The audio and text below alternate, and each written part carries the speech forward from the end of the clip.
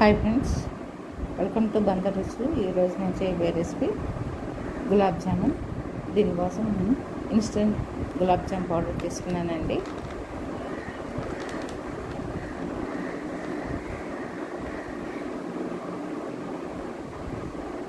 MTR gulab jam powder తీసుకున్నాను.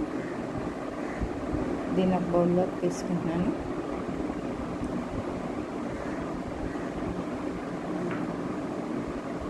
దీన్ని సాఫ్ట్గా ఎటువంటి డంప్స్ లేకుండా చూసుకొని దీన్ని కొద్దిగా వాటర్ యాడ్ చేసుకుంటూ సాఫ్ట్గా మనం చపాతీ పిండిలాగానే కాస్త స్మూత్గా పైన వేళ్ళతోనే అలాగా అనుకుంటే సరిపోద్దండి. మరియు మొత్తగా గట్టిగా ఏమీ అనక్కర్లేదు. చాలా సాఫ్ట్గా చేయాలండి గులాబ్ జామున్కి. స్లోగా వేళ్ళ మధ్యన ఇలా కలుపుకుంటా ముద్దగా ఫామ్ అవుతుందండి. ఇప్పుడిప్పుడే ఇలా స్లోగా చేసుకుంటున్నాను.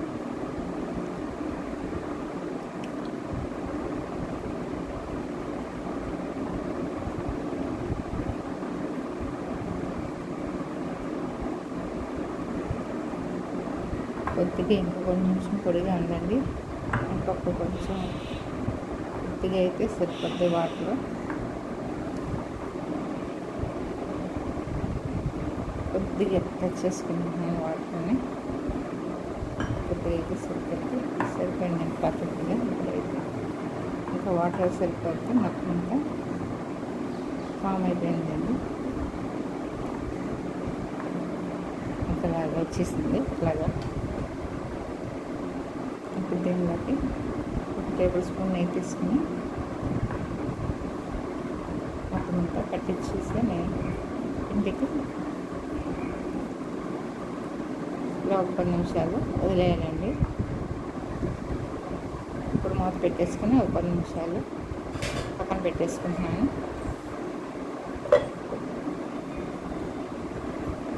ఇప్పుడు గిన్నెలకి ఏ గిన్నెతో అయితే పిండి తీసుకున్నాను అదే గిన్నెతో 2 గిన్నెలు పంచదార తీసుకున్నాను.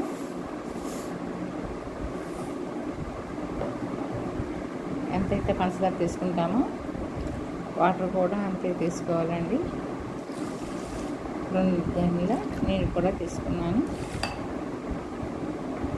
ఇప్పుడు స్టవ్ అంటించుకుని పాకం పెట్టుకున్నాను. స్టవ్ మీద పాకానికి షుగర్ పెట్టుకున్నాను.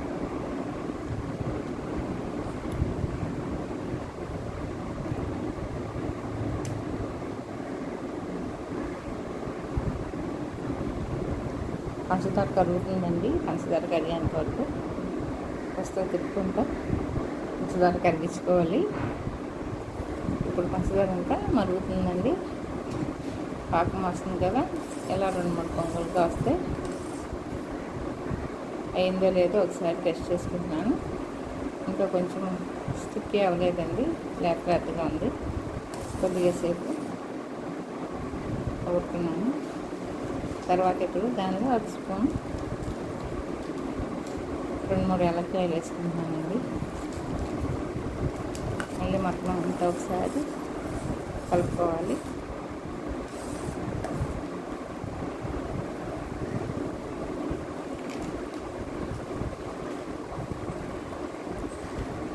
ఇప్పుడు పాకం రెడీ అయింది. కలర్ మారింది కదా. ఈ టైంలో ఒకసారి చూసుకొని అయిందండి.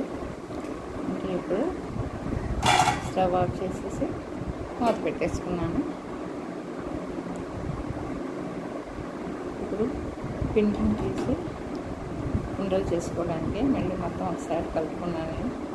చూసారా అలా బబుల్స్గా వచ్చిందో, ఇచ్చిపోయింది కదా. పత్తి అంటాం కదా, దూదిలాగా అన్నమాట.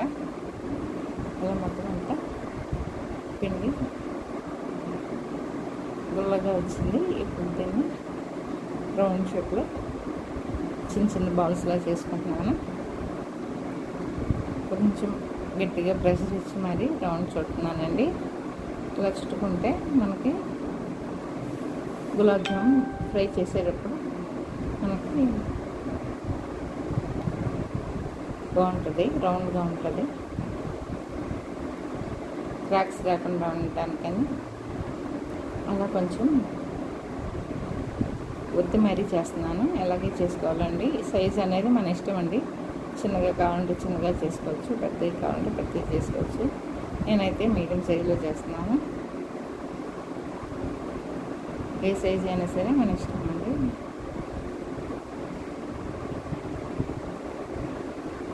అట్లన్నీ ఇలాగే చేసుకోవాలండి.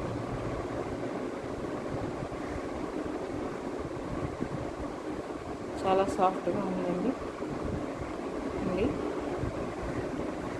ఈజీగా అయిపోతుంది.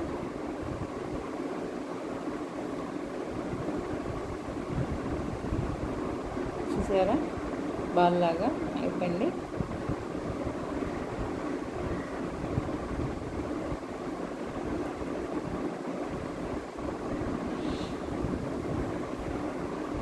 అలాగే ఒకటి ఒకటి చేసేసుకుంటుంటే స్లోగా మొత్తం అన్నీ అయిపోతుంది. ఈజీగా మొత్తం అన్నీ చేసేస్తామండి. అయిపోయింది. ఇంకా 2 ఉన్నాయి కదా, వీటిని కూడా అలాగే చేసేసుకుంటున్నాను.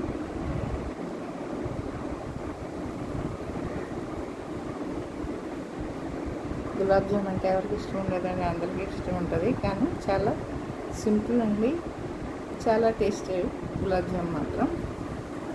చూడగానే నోరుగా gulab jam. Easy and simply tasty. Gulab jam అంటే ఎవరికైనా ఇష్టం కదండి. అంతేనండి, మొత్తం అంతా చేసేసాను.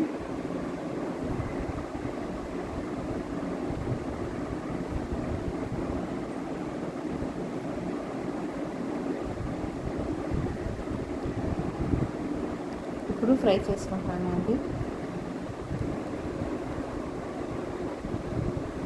పన్నీర్లో ఆయిల్ పెట్టి కొంచెం గోరువెచ్చగా అయిన తర్వాత ఆయిల్ వేసుకుంటున్నాను. ఆయిల్లో గులాబ్ జామ్ వేసుకుంటున్నాను అండి.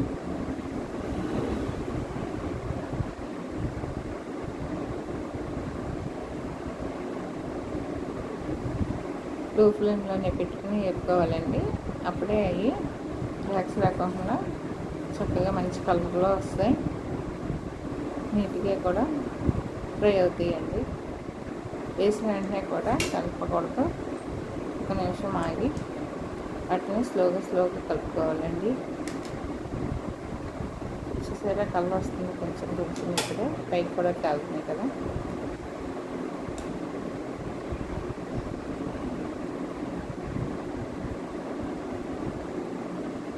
ఫ్రై అవుతుందండి.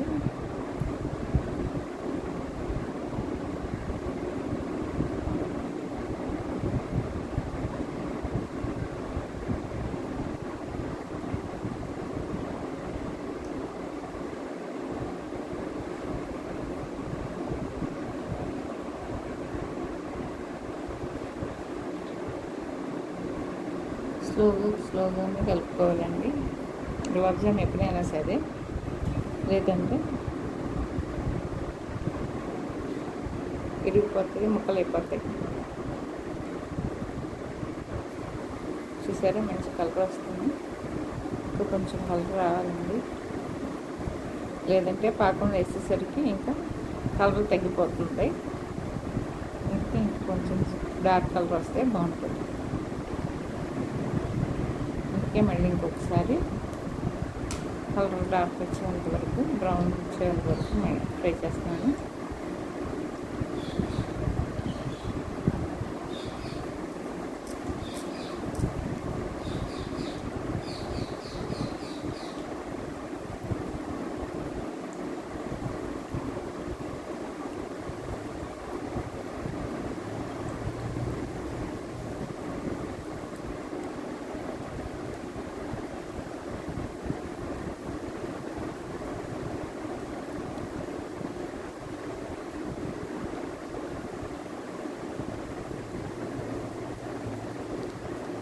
ఇప్పుడు కలర్ మారింది కదా, ఈ కలర్ అయితే సరిపోతుంది. ఇంకా మనకి బ్రౌన్ కలర్ వచ్చేసినాయి. ఏ కలర్ వస్తే సరిపోద్దండి. ఇంకా డార్క్ అయితే మరి టేస్ట్ మారిపోతుంది. ఈ కలర్ అయితే పర్ఫెక్ట్గా ఉంటుందండి. ఇప్పుడు తీసేసి ఇందాక చేసి పెట్టుకున్న పాకంలో వేసేస్తున్నాను.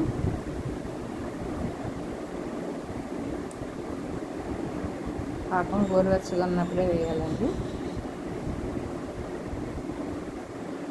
ఆయిల్ మొత్తం కిందకి వచ్చేసిందండి. కిందకి పెట్టిన తర్వాత ఇప్పుడు లేదంటే నూనె స్మెల్ వస్తుంది కాబట్టి మొత్తం వేసేసాను. ఇప్పుడు చూసారా అంత సాఫ్ట్గా జ్యూసీగా ఉండే గులాబ్ జామున్ రెడీ అండి. ఒక అరగంట నుంచి తీసాను. ఎంతో పర్ఫెక్ట్గా ఉన్న గులాబ్ జామున్ రెడీ అయిందండి. ఇప్పుడు అన్నీ తీసి ఒక బౌల్లో తీసుకుంటున్నాను. ఒక దాని తర్వాత ఒకటి, ఒక దాని తర్వాత ఒకటి మొత్తం ఒక బౌల్లో చేసుకుంటున్నాను. మొత్తం బౌల్లో పెట్టేసుకున్నాను. మసాలా పాకం కూడా వేసేసుకున్నానండి. ఇప్పుడు మస్తా పిస్తా పలుకులతో గార్నిష్ చేశాను. అంతేనండి. ఎన్ని టేస్టీ గులాబ్ జామున్ రెడీ అండి. ఎంతో సాఫ్ట్గా జ్యూసీగా టేస్టీగా ఉండే గులాబ్ జామున్ చాలా ఈజీగా టేస్టీగా సాఫ్ట్గా ఉంటుందండి. చాలా బాగుంది. ఎమ్మి గులాబ్ జామున్ రెడీ.